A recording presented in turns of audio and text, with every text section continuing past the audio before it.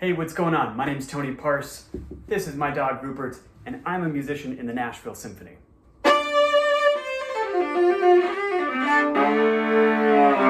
I'm going to be talking to you a little bit about how to set up your left hand technique. So let's get started talking about how to hold the instrument. So it doesn't matter if you're right-handed or left-handed, you're always going to use your left hand to hold the fingerboard and neck of the instrument, and that's what you're going to use to change the pitches and play. Now let's go ahead and take our hands, get them nice and relaxed and loose, and if you just hold your hand in front of you with the relaxed fingers, you'll probably make a little bit of a curved shape with your fingers. That's where they're naturally going to relax into. That's exactly what we want. We don't want straight, we definitely don't want bent in like we're crimping or rock climbing. None of that going on. Now from our bent, curved, and relaxed hands, we can twist the wrist, bend the wrist a little bit, which will cause our nice bent fingers to kind of spread out like this and twist. You'll notice the thumb also can spread and open when we do that motion. This spreading motion is how we get our fingers set up to play violin or viola. Now, while it looks like we just created a perfect little pocket to hold the instrument, I want to point out that the neck of the instrument never actually goes down there. We're going to be holding the neck of the instrument between our thumb and the knuckle of our first finger right here, right? So I've still got a gap down there beneath the neck of the instrument. With really great left hand technique, I'm going to have a neutral wrist, which means I'm not bending and breaking the wrist here, which is going to keep me from being able to shift eventually. I'm not sticking my wrist out this way, which pulls my fourth finger away from the instrument. It's just nice and relaxed here. And I'm really not supporting hardly any of the weight of the instrument with my hand. I'm mostly holding it here with my chin and my shoulder. So look, no hands. Ooh.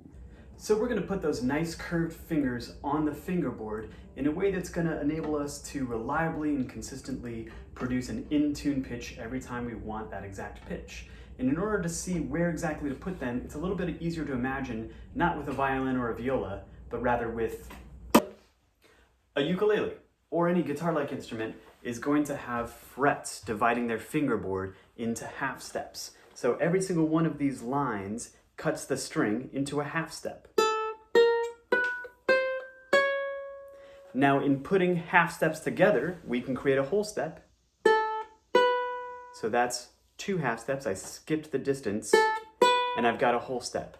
A very typical beginner hand frame for violins or violas are going to be a whole step, another whole step, a half step here, another whole step for the fourth finger.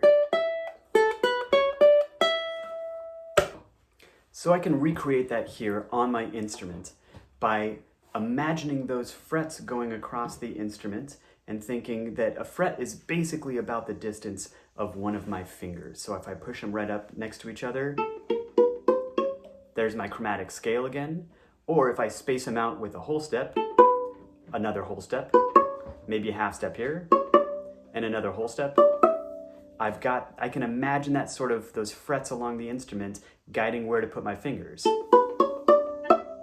Now, a lot of your instruments are going to have tapes on them. I think tapes are an awesome way to start. They're not necessary, but they act sort of like the frets on a guitar. Usually you'll just have them on the first finger and the third finger, maybe ones on second and fourth finger, but they're going to kind of guide how you're going to space out your fingers on the instrument. I'd like to point out that I find where to put my first finger, which is often what I base the whole rest of my frame on, by sliding my thumb and my knuckle until it encounters the top of the neck of the instrument. I can feel a little bump there. When I feel that resistance, I memorize how far it is to find that spot and then drop the first finger so that it's in tune. I get really good at finding that spot right there so that eventually I don't even have to think about it. If I want to challenge myself, I can find that spot, remove my left hand, and I like to just hit my belly. Feels good, feels nice. So I might find that spot, hit my belly. If I want to continue to challenge myself, find that spot, play 1-2. Pretty good. Hit the belly. Ba-dum. Was that in tune? Yeah, felt pretty good. Hit the belly. See if I can do 1-2-3. Hit the belly. Pretty good. 1-2-3-4. Felt pretty good. Hit the belly. See how fast I can get back to an in-tune fourth finger. It can be a fun challenge to do.